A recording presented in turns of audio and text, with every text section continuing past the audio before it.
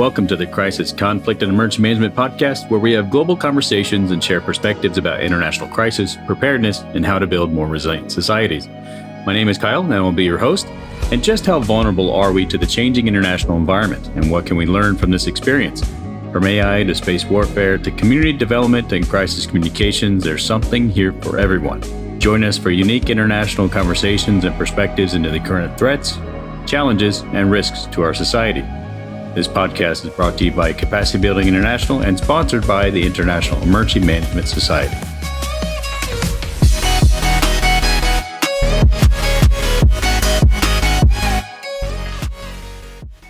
Hi, everyone. Welcome back to the Crisis, Conflict, Emergency Management podcast with Kyle King. That's me. I'm the Managing Director of Capacity Building International. And today I'm joined by Dana Hoffman, who is a city and transportation planning professional focused on sustainable transportation infrastructure planning, hazard mitigation, and climate change mitigation and adaptation strategies. Dana has 11 years of experience working with local governments on long-range plans to achieve more sustainability and a developed future. She's focused on climate impact and making our cities more livable, equitable, and environmentally resilient through smart land use and transportation plans and policies. Dana leads the climate mitigation and adaptation related initiatives for the city of Denver, Department of Transportation Engineering, with a focus on transportation, while also supporting these efforts for other infrastructure projects overseen by the department. So, Dana, thanks for joining us today on the show. It's really great to have you here. Yeah, I'm glad to join. Thanks for inviting me. So, you're currently joining us from Australia. Yeah. So, good for you. Thanks for sort of staying up late and having a chat with us. No problem. Glad to be on. Now, I think one of the things that I wanted to talk about with you specifically in terms of transportation and, of course, and towards more sustainable cities and communities was really the struggle that I've seen happen, I think, specifically in a lot of European cities. And I'm just saying that because, I live in Europe. I'd love to get your sort of perspective on this, but there's been just so many sort of discussions, and they eventually turn political about sort of balancing transportation, sustainability, especially in large cities like Berlin, Amsterdam, other cities that want to really balance out community development, transportation needs and requirements, and eventually overall sustainability of their communities. And so I wanted to bring you on the show and just sort of hear some of the perspectives about what you do in your day-to-day work and some of the challenges that you see in your field. And, where are we progressing and where are we going and how do we get there? And I thought we'd just sort of start with that. So what is it like for you in your sort of day-to-day work that you're doing, and what are the topics you're dealing with? Yeah, I mean, that is a big tension, right? All of the balancing act of our roadways and how we use them for many, many different purposes. So historically, I've been working with the city of Denver for about 5 years now. I just changed roles to be really more climate focused, which I'm excited about. But I actually spent the last 4+ years really working on bike and pedestrian related projects. The city has a pretty aggressive goal. I think over the last 5 years, we installed 125 miles of new bike facilities. So we're not really on the same level as some of those European cities that you're talking about, but that same tension has been happening where we're really trying to bring more bicycle infrastructure, better pedestrian infrastructure, and then working with our transit agency too, into a city that historically is kind of a cow town, right? Big trucks, people driving everywhere.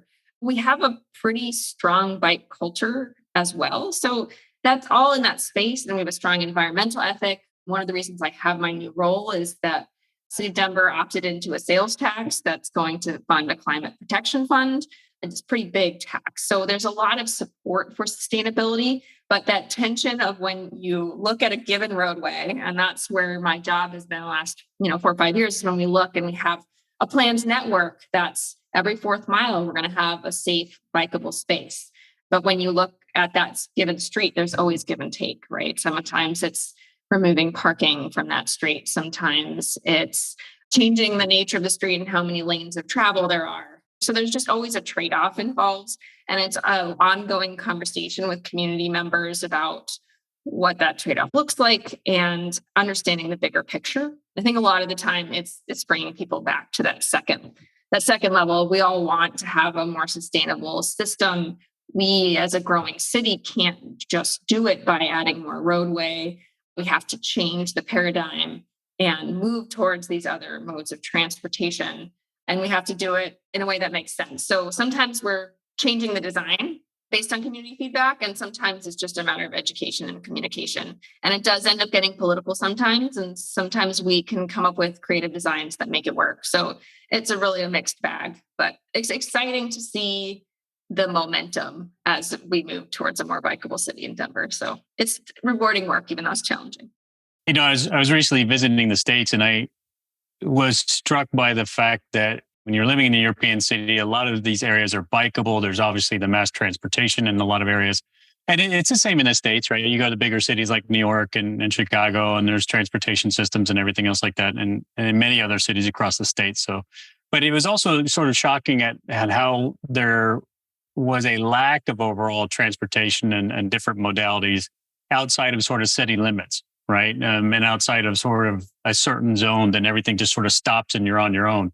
Going anywhere is sort of vehicle driven and everything else like that. But so really a lack of sort of the trains and the rail networks and what we're sort of used to in a European environment to be able to just sort of jump on a train and go to different regions or districts and things like that. And so it is interesting to see that sort of difference in almost the transportation culture between the United States and also Europe. And so what are some of the challenges that you're facing when trying to evolve communities and the urban planning environment? And what are some of the common discussions that you're having when you're trying to integrate these more sustainable solutions? Yeah, I think there's sort of two big things that are challenges, right? One is the infrastructure itself. So when you think about Europe, Germany, Berlin's really old, right? What most of that infrastructure started in the, I don't even know, 900s, 1200s, where it goes back pretty far. When you look at a city like Denver, most of the development happened post 1960. So the car was already the big mode of transport by and large. So that means that we had bigger blocks, for instance, just the nature of the blocks and the nature of the development is different. The challenge of density as well. So that's part, and that bleeds into the cultural component, which is the second piece I want to talk about. But that we have low density housing and low density development, generally speaking, and transit specifically really does much better when you have higher density. And a lot of my career has been trying to bring together these two pieces that is sometimes obvious for people to understand, but sometimes not, that our land use decisions and our zoning decisions are just totally caught up in what the transportation network looks like and what different modes can be successful. So there's that challenge of shoehorning transit, bike, and ped into a system that was fully designed around the car. Sometimes that helps us in Denver, right? We have really big, wide streets. So sometimes the trade-off isn't as bad as it could be if you're in New York and there's already narrow streets and you're trying to fit 4 different modes on it. It's a different kind of challenge. But by and large, having a less dense city is a really big challenge to just make it viable. And that's part of it. And then there's American culture, which is, the American dream is that suburban home. The American dream is having your own truck and being able to go, having the freedom to go wherever you want, whenever you want. Moving away from that dream, even if it's not really true anymore, right? Well, Americans are stuck in traffic all the time. We lose economically so much money on it, and no one wants the air pollution impacts. So the dream's not real, but it's hard to move people away from that and to make sure that we're doing it also in an equitable way. That's another big challenge, is making sure we're thinking about investments and sustainability while also thinking about our equity communities that have been hurt in the past as we build new infrastructure. So a lot of challenges, I suppose. Yeah, I think that's a great point. I think culturally, I think being from a larger state myself, like Texas, it's like you have this innate desire to have freedom to go everywhere. And that's going to remain. And I think that's not going to change. But there is sort of the realization, like you're saying, everybody hates traffic, right? So is there just a better way to get around this? Or do you want to continue to spend, I don't know how many weeks they say we spend in traffic every year, but the time just accumulates. And so it just becomes smarter about sort of how we design the way we interact with the environment around us. And it works to a large extent. And the density thing, I think, is a great argument in terms of shifting your thinking. You can still have that low density aspect in your car and things like that if you want to live outside. But the closer you get to the city, then there's obviously different ways to sort of address these issues and deal with population movements and everything else within these urban environments. The message for me is it's a different kind of freedom to be able to hop on a train and not worry about where you're going to park and not have to worry about traffic. Certainly, we've spent most of this trip I was telling you about in Asia and spending a lot of that time in Korea, which is all new infrastructure. They built out most of their transit system not that long ago, sort of 70s and 80s. But you can go to a national park with beautiful mountains that's 40 minutes outside Seoul. And you just hop on a bus, and then you can do a one-way trail all the way to the other side of the mountain. You pick up a different bus and you head back in. And that sort of thing, especially for Denverites, they love their outdoor activities. If we can make those kinds of investments, I think that different kind of freedom message will be really helpful. But we have to actually change how we invest. And that can be really hard. It's sort of a change in paradigm, a change in how we think about things. And then when you add the layer of resiliency, making sure that all those investments include a resiliency component, it can be hard. It's just an expensive venture and a totally different way of thinking. And our department, departments of transportation aren't known for wanting to shift and be agile. They like to have certainty and know what works. So working with engineers around those sort of innovative, less clear, hasn't been done before types of projects can be a challenge. Yeah, and speaking of sort of engineers and getting the more technical side, I was recently on a panel talking about sort of military resilience. This was back in May. Maybe it's not recently, but sort of like May of last year. But some of the conversations that we were having is along the lines of, we're still working with technology that we've had for 30 years or something like that, And so we're still working with the best technology we have today. We're not innovating fast enough to be able to make any rapid changes. So we're still, even if we create something today, it's still going to be 30 years before it could be replaced, So we're still dealing with technology. And then you're sort of talking about top level technology for, say, defense and security applications and things like that. So, these tanks and aircraft and all these things like that will still be around for another 20 or 30 years, right? Because it's the technology we have today. So there's this argument out there and a perspective of like, we're doing the best with what we have today. So how do we sort of address these challenges of like, we can only innovate so fast and get the technology in the field to be able to sort of develop the infrastructure, to develop the technology we need to be more sustainable. And especially, I think you're starting to get in that sort of climate and adaptation role as well. And that's a growing thing that we see across the international work that we do is climate security is a growing space as well. Yeah, it's interesting. I don't disagree with that argument. I don't know if you read the Bill Gates book, but he, in his recent climate book, he sort of lays out very scientifically like percentages that can get done within certain frameworks. And one of those is like, what can we do with existing technology and how much can we do, do we need to do by developing something new?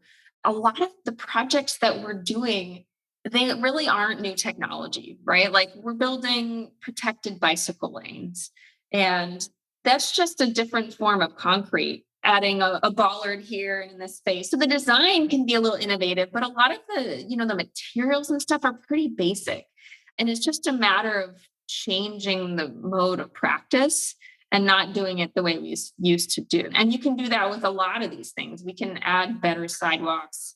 There's a lot of work, that Europe and Asia have already done. So we're not reinventing the wheel when we're building a bioswale. I don't know if you're familiar with those, but bioswales is like instead of a curb and gutter, you're using more sort of natural greenery to help move water and clean it and slow it down as you go. So for Denver, that's pretty new. But frankly, we have so many other examples from cities across the US and also in other countries where it's already been done before. And it's just a matter of tweaking it and getting our engineers comfortable with what someone else has done. It's obviously a little different in every climate and every space. We have to use different grasses, whatever, but a lot of it's there for us to use. And it's just finding the way to help people feel comfortable in that space. And I think that's where I come in. I'm sort of a bridge in my new role between our climate office, which is really focused on meeting these new aggressive climate goals and private climate programming, and they have some money behind them. And our department, which is an implementing agency, and they say, look, this works and people could die if we don't do it right. So let's just keep doing what we've been doing. And hey, if it's an extra $400 million over budget, that's your fault. Being sympathetic to that frame of mind, but also giving them the cover and the support and the resources that they need to do what they do well, but also move their direction a little bit and use some of these newer things. And again, they're not that new. I think there is a new technology space. And maybe you were talking about this a little bit about like hovercrafts are coming and we really should be adjusting to those. And that's true too. But I think a lot of sustainability can be achieved with what we already know. We just have to build it that way. I think it's an interesting sort of job or role that you have to try and be the integrator between these two sort of ideals. The ideal of like, look, this is the, and I'm just sort of assuming or speculating, presuming, whatever the case is, you have just sort of the hard infrastructure engineering side, which is like, this is what we know, this is what we can do. It's time tested, it works, we know it works. And this is how we develop and build these hard projects. And versus the sort of the more idealistic side of we need to get to these sort of goals, we need to reach these goals. How can we push the envelope to get there? And then your role of sort of being the integrator of trying to bridge these two gaps. And it is interesting though, because when you do travel a lot, which I think is a benefit that all Americans should sort of do, is there's a lot of things out there that have been done for a very long time that I believe you're right. It is really just the art of the application and how we, design our communities and how we rebuild or build or continue to expand. And one of the reasons that I think about that quite often is because we're often working at that space of what we call crisis, conflict, emergency management. And we talk a lot with communities about how or what direction they should be going in. And then so you sort of have to balance the perspective of what are you capable of today versus where's the community going, where are the goals, the objectives of the international community and in terms of things like climate security and adaptation. And then how can we sort of get there? And there's a growing realization, of course, if we look at the most extreme scenario of like the war in Ukraine and what's happening there, and then if you were going to rebuild these societies, what direction should they go in? So it opens up this whole door of sort of the idealistic component plus the technical side. Well, you obviously want to rebuild these communities in a new, robust, sustainable way. So what does that even look like? And that's a tragic, but also opportunity to sort of work with these communities and sort of go in that direction. But I think in terms of the technology and coming back to your point, that the integration piece and the art of the integration is going to be, I think, even more and more important.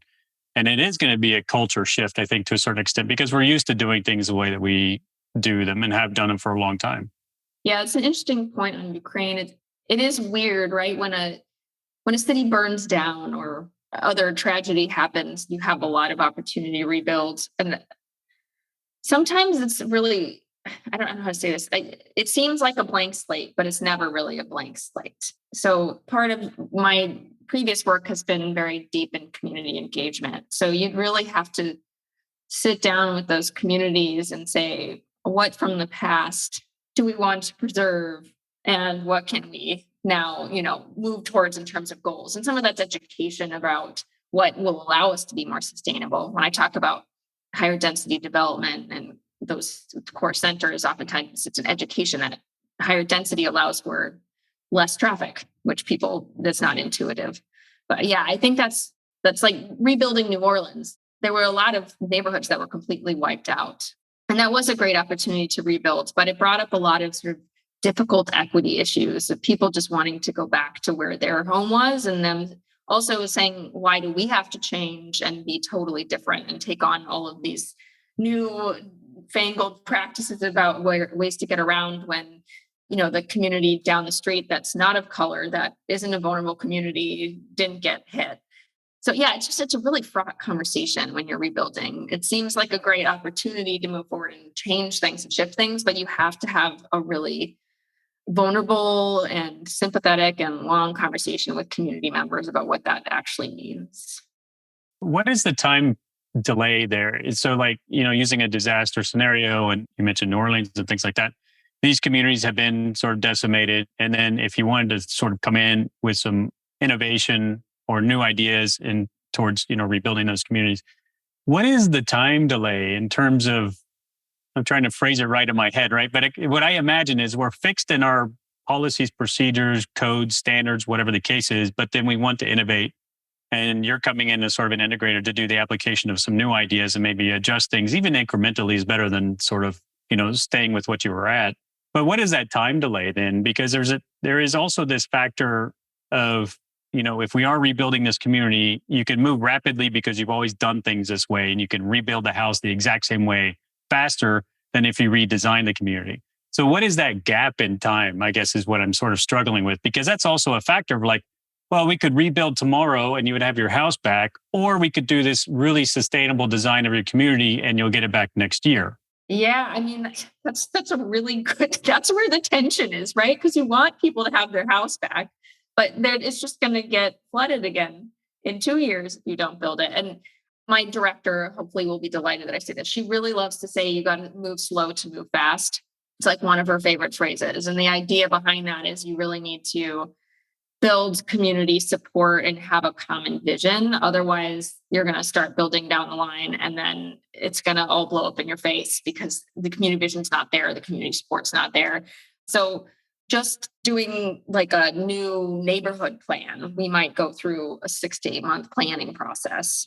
And that's before you finalize design. And then you might want to change your building codes. Ukraine might look at where they are now and say, you know what, our building regulations are just not even where we want them to be anymore. So you have to reinvent the wheel on those pieces. And all of that does take time. And that's tough if people are living in sort of a state of limbo. So it can take many years to really build back. One of the places we visited on this trip was Christchurch in New Zealand. And they had a horrible earthquake that basically resulted in them tearing down about 80% of the CBD. And that was in 2012, I believe. They still have just huge empty lots today. So what are we at, at least a decade later? And they're still rebuilding a lot of their structures. So just getting back to where you started can take a couple decades, depending on what the lay of the land is.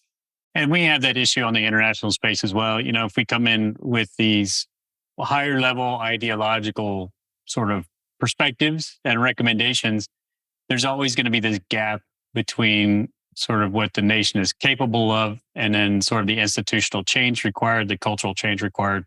And then, if you just come in, like you hear very often, sort of international work of like, well, just go to this international standard or go to the EU standard of this. Well, there's sort of same conversations that are happening on the international space, which is like, okay, well, do you rebuild the school the way it was so you can resume life? Or do you like start to get into this whole technology piece and like, the investment and then having to do that top down legislative piece and then reinvestment? And then how does that money flow through the national government and sort of get fought amongst the regions to the municipalities to be eventually invested in the school?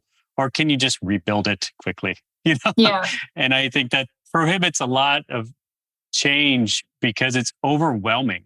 And I recently had a conversation about, like, for example, the bunkers and bunker systems. Again, if we were using that Ukraine example, but more so if you look at like Finland and they have a very interesting design aspect within their communities that every building has a bunker underneath it. And so every apartment building, house, everything is regulated by their codes and standards to have a bunker underneath of it, which is a full bunker with like blast doors and air filtration and all sorts of stuff. And they learned that sort of post World War II. And so they, over 50, 60 years, they have integrated that as part of their society in this civil defense aspect. And they have a lot of it in Switzerland too. But the idea being, okay, well, if you wanted to institute that now, like in communities that don't have that, you're like, that's a lot of work. And I'm not sure people are like, that's just overwhelming if you start talking about that stuff. Yeah, that's really interesting. I do think you do need to bring in the stick at some level, right? Like our federal government, and sometimes you just needs to play the bad guy, right? They say this money can only be spent if it meets these sustainability criteria. And then local government can come in and say, those bad guys say we need to do this. We're going to help you out. And then let's try and make whatever the Build Back Better is, make it ours, make it something our community can be proud of. But hey, the bad guys say we got to at least do it this way to get the funding. I don't know. That's maybe a little cynical perspective over here, but I think that can work because it is really hard to move the needle without someone having a stick. And we all know that we can't continue to build the way we have. Our FEMA budget is looking really bad even today. So it's, the change has to happen. And we've been having that conversation and how FEMA funds things for probably a decade now. But when it comes to post-disaster, it's just always hard to say no. So you kind of have to start here and have legitimate hazard plans in place. Like every community is supposed to have a hazard mitigation plan that's up to date. And the idea is that if this thing does happen, there's at least some idea that's a community vision about where you can move forward without starting from scratch. I'm sure there's examples out there where people have done it, but I think they're far and few between as opposed to sort of the expediency of rebuilding quickly so you can resume normalcy. And sort of because that's, I think, the driving factor for a lot of people, which is understandable. Like like you mentioned, I just want to get back to my house and sort of resume and get back to where I was pre-disaster. But, these are some of the challenges we're faced with today. When you're looking sort of out towards the future and seeing some of the things coming up over the next 5 or 10 years, what are some of the challenges that you're seeing within your domain and from your perspective? I talked a little bit about this before, is thinking more creatively about sort of multi-use, I guess is how I'd put it, or sort of dynamic infrastructure. I'll coin that term. I don't know if that has meaning, but whenever we do have the opportunity to rebuild something, thinking about it, not just a new road or building a new canal. Like, so we're in the city of Denver, they're wanting to rebuild a lot of our stormwater infrastructure that runs, two major creeks sort of run right underneath the main part of the city. And it's a major flood risk, sort of day-to-day flooding, but also the 100-year flood. So moving backwards, you have to start at the top and then move all the way upstream. Is building not just a big pipe in the ground, which is the temptation, because that's what we did before, but then also providing the green infrastructure component. So can we, instead of building the big pipe, create a surface system that runs along a major community roadway and make it a community asset and a park at the same time? So there's some examples of that are pretty obvious, like our detention ponds can also be a park. And that's been done before. But I think we need to do that with every single piece of infrastructure moving forward. Like anytime we make an investment, we need to be thinking about that multi-purpose and that resilience piece. And that's where a lot of creativity is to come in. And like, I don't know, who knows that stuff? That's the stuff I feel like I need to be suggesting with every project, and finding the people who have those ideas and how they work is one challenge. And the equity component is also just so difficult. I guess this is my personal opinion, but we, as a planning profession, urban planners, probably one of our biggest errors of the last century was building a highway system in the United States that was meant to connect people. And then we built those highways right through communities. And usually they were communities of color, vulnerable communities, and they end up functioning, instead of connecting people, they're a big wall that divide those communities from economic viability and from their neighbors. So we now have $2 trillion infrastructure bill that got passed last year by the Biden administration. It's a big deal. It's probably the biggest investment since we built the highway system. But with all that money, I feel like there's the chance that we could make those kind of errors again. Sometimes that was unintentional. Sometimes it was very intentional about where they built those highways. But in making these new investments and racing forward towards what we think is more sustainable, I think sometimes we can make that same mistake of not listening to those communities and harming them more than helping them. So how do I, on a daily basis, have reducing vehicle miles traveled, which is how I think about reducing our emissions, be my top goal, but also you can't do that without bringing our equity communities to the table. And sometimes their goals they're more worried about safely walking down the street at night than they are about having a fancy new EV charger in their neighborhood. So those things tend to butt heads. So we really need to be thinking about them together and robustly. So I think that is a really big challenge for us as we spend all this new infrastructure money across the nation. I do think that those are often different dynamics that we do have to explore because, like you just mentioned, I mean, there's this sort of Maslow's hierarchy of needs, right? And then unless nobody cares about an EV charger if you can't walk the streets at night, or if there's no jobs in your community, or whatever the case is. It is quite interesting on the one comment that you had about sort of having these professionals that are able to, or having this creative ability, whether that's through people or process or whatever it is, in terms of being able to determine the value added for each community across this, for example, pipeline that's going across multiple communities. So it's like, where is the value added for that? Can it be integrated? And is it sustainable? And I think that that's a very interesting point, because we often think in terms of this sort of end-to-end value add. So I'm pumping from here and it's being received there. That's the engineer's outlook. Yeah. You want this amount of volume at this location. Sure. just to clarify your point, is that something that is sort of coming up and growing as a space that people need to sort of really start exploring? Do you find that there's a sort of a knowledge gap in the profession with regards to that? Or is it a resource issue? Or is it just simply a cultural mindset thing? Like, where's the gap there that people could fill? I mean, is that even a profession? I guess would be a question. Like, are people actually just thinking about these things in that way? Yeah, no, I think it's actually all of the above, especially in the water, stormwater drainage space. We have a sort of green infrastructure team that was in infancy 4 years ago. And some of it, again, like I said, bioswales have been done everywhere. It's not a new technology, but how you integrate a bunch of different systems effectively and still achieve the end goals.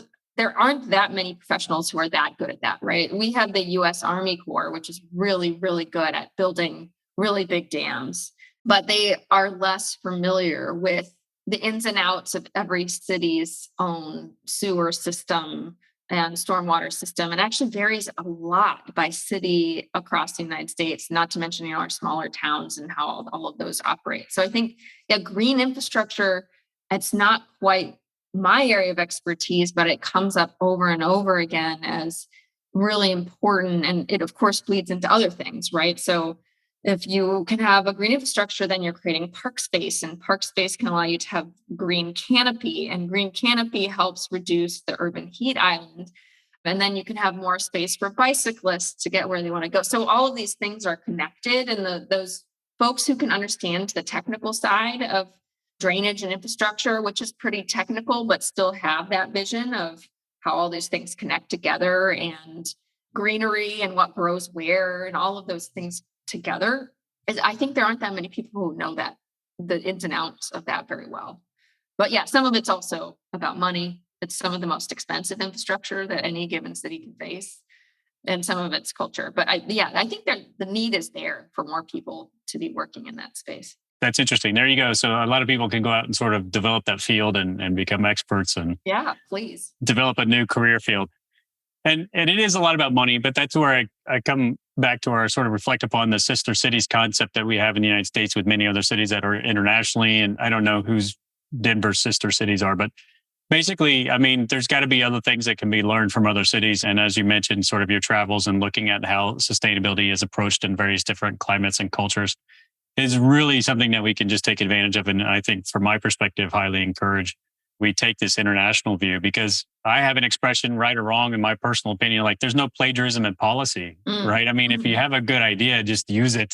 Nobody's going to like come after you for it and say, oh, you stole our idea about greenery. Sincerest form of flattery, I think. Yeah, exactly. So I think that there's some good ideas out there that we should all approach and start taking a wider international view of some of this.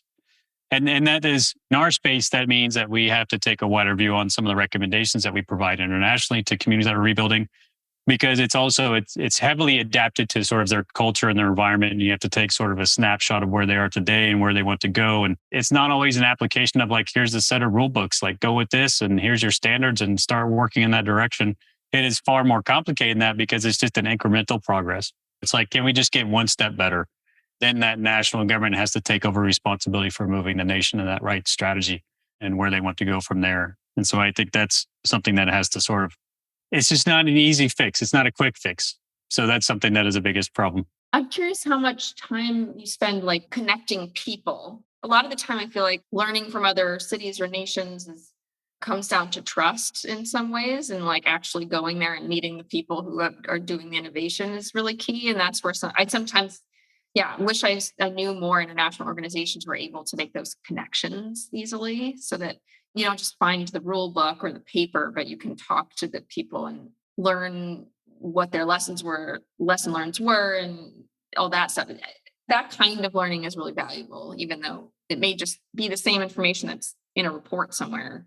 Learning it from the people and meeting them in person and talking through the issues can be really helpful.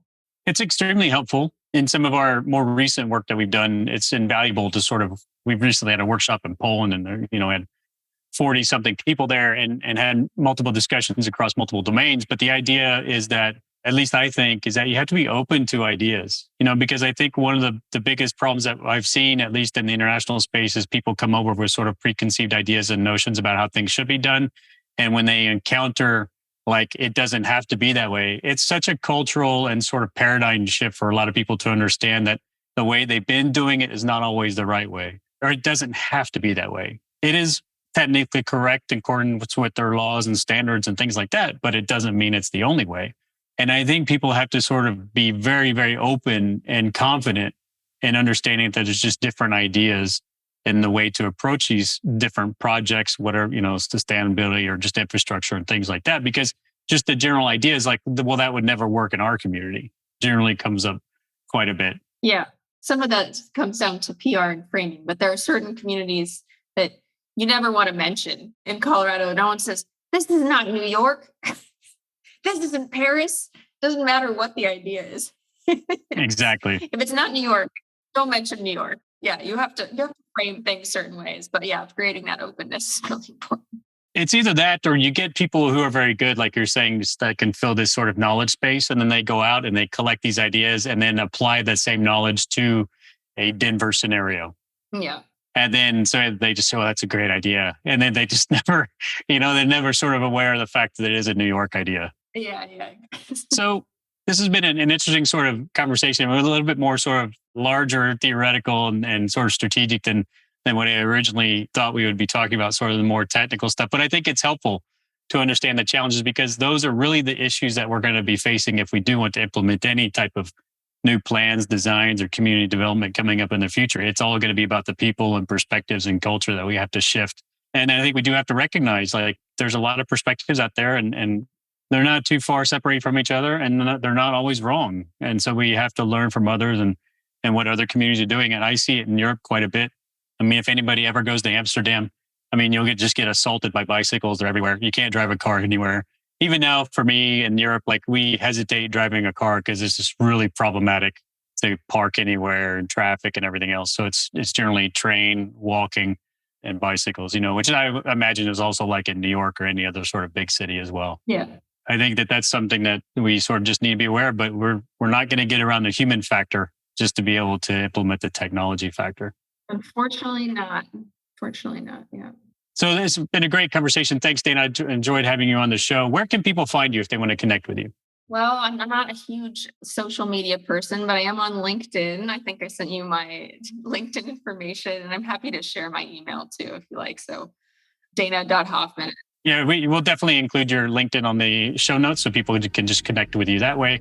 That's probably the easiest way in case they have any questions about the good work you're doing over in Colorado and working in that sustainability field. So thanks a lot. Thanks for joining us. Really appreciate having you on, and thanks for the conversation. Pleasure talking with you, Kyle. All right, thanks.